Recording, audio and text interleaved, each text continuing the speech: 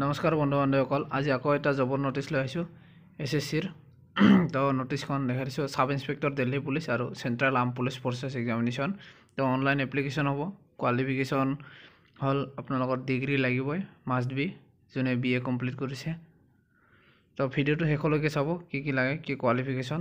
তো ভাল জবে ওলাইছে, এইটো ভালেখিনি পোষ্ট আছে। অনলাইন ডেট ষ্টাৰ্ট হৈছে আপোনাৰ 4 তাৰিখৰ পৰা মাৰ্চৰ, আৰু ক্ল'জ হ'ব 28 তাৰিখে। তো অনলাইন এপ্লিকেশ্যন হ'ব, 100 টকা ফিজ হয়। চাই থাকক ভিডিঅ'টো শেষলৈকে। Sub inspector GD in CIPF ওলাইছে। পে লেভেল হ'ল 6 লেভেলৰ পে স্কেল, আৰু সাব ইন্সপেক্টৰ এক্সিকিউটিভ মেল ফিমেলৰ হয়, দিল্লী পুলিচৰ আণ্ডাৰত।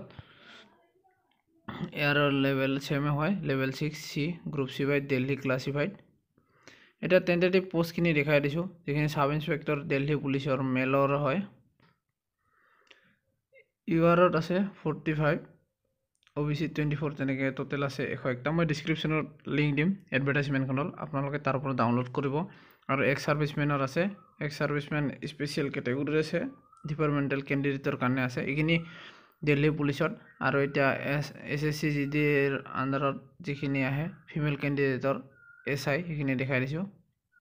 ফিমেল কেণ্ডিডেটৰ ডাইৰেক্ট টোটেল দিছে 28টা, 15টা OBCৰ, SC STৰ 8টা, আৰু SCৰ 8টা, STৰ 4টা, টোটেল 61। আৰু সাব ইন্সপেক্টৰ GDৰ যিখিনি আছে, CIPF মানে চেণ্ট্ৰেল আৰ্ম পুলিচ ফ'ৰ্চ, তাৰ SI GDৰ আণ্ডাৰত আহিব। তো ইয়াতে BSFত CSFত মেল ফিমেল কিমান আছে পোষ্ট, বহুতো পোষ্ট দিছে। গ্ৰেণ্ড টোটেল 892টা আছে মেল ফিমেল BSFৰ মিলি, আৰু CSFৰ 1597টা আছে। তেনেকৈ CRPFৰ 1172টা, আৰু ITBIত 278টা, আৰু SSBত আছে 62টা, 62। তো টোটেল মিলি আছে আপোনালোকৰ মেল আৰু ফিমেল মিলি 4000 এটা। তো আপোনালোকৰ ভাল পোষ্টে হয়। কোৱালিফিকেশ্যনখিনি চাওক, আৰু ৰিজাৰ্ভেশ্যনো আছে, আৰু আপোনালোকৰ এজ ৰিলেক্সনো আছে। তো এজ কিমান লাগিব আপোনালোকে চাই দিয়ক ভিডিঅ'টো। আপোনালোকৰ এজ হ'ব লাগিব 20ৰ পৰা 25 বছৰ।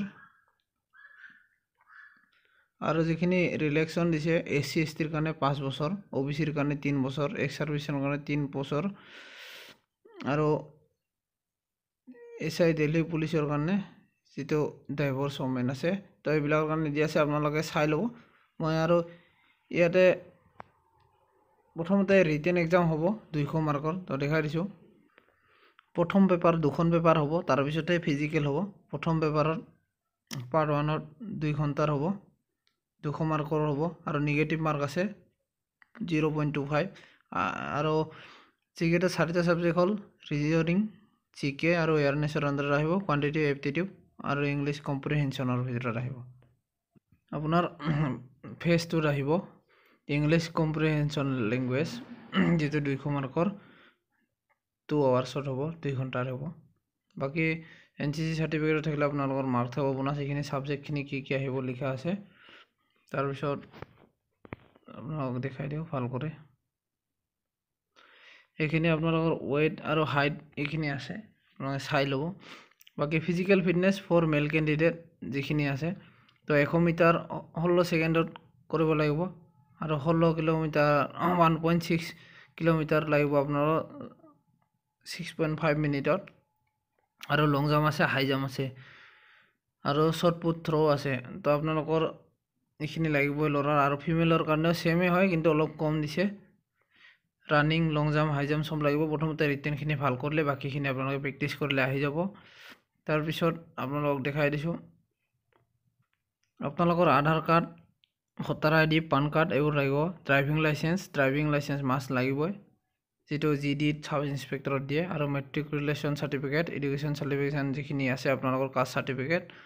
ড্ৰাইভিং লাইচেঞ্চ ইছ্যু বিফৰ, আপোনাৰ ড্ৰাইভিং লাইচেঞ্চটো ফিজিকেল এফিচিয়েঞ্চি টেষ্ট যেতিয়া দিব, তেতিয়া আপোনালোকক তাৰ আগতে বনোৱা হ'ব লাগিব, আৰু কাষ্ট চাৰ্টিফিকেটখিনি লাগিব, এইখিনি লাগিবই। তো ভিডিঅ'খিনি এইখিনি আছিল বন্ধুসকল। SSCৰ আণ্ডাৰত আহিছে পোষ্ট, যিহেতু এইটো ডিগ্ৰী পাছ লাগে। তো যিসকলে ডিগ্ৰী পাছ আৰু আপোনালোকৰ লাইচেঞ্চ আছে তেওঁলোকেহে এপ্লাই কৰিব পাৰিব। তো ধন্যবাদ বন্ধুসকল, এইখিনি আছিল ভিডিঅ'। আৰু যিখিনি আপোনালোকৰ মাৰ্ক সেইখিনি লাগিবই, লগতে NCCৰ কাৰণেও দি দিব পাৰ্চেণ্টেজ বোনাছ মাৰ্কখিনি। আৰু এক্সামো মে' মাহৰ আণ্ডাৰত হ'ব। তো সোনকালে এপ্লাই কৰক। ধন্যবাদ বন্ধুসকল।